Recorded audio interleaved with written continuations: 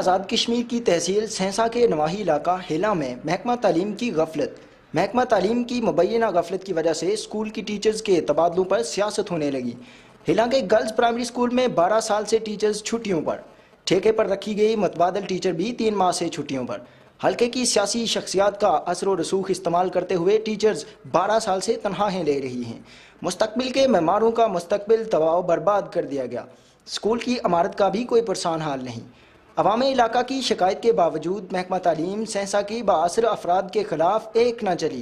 School کی عمارت کھنڈرات کا منظر پیش کر رہی ہے، دیواریں بھی گر گئی ہیں، ٹوٹا پھوٹا فرنیچر خود اسکول کی خستہ حالی کی منظر کشی کر رہا ہے۔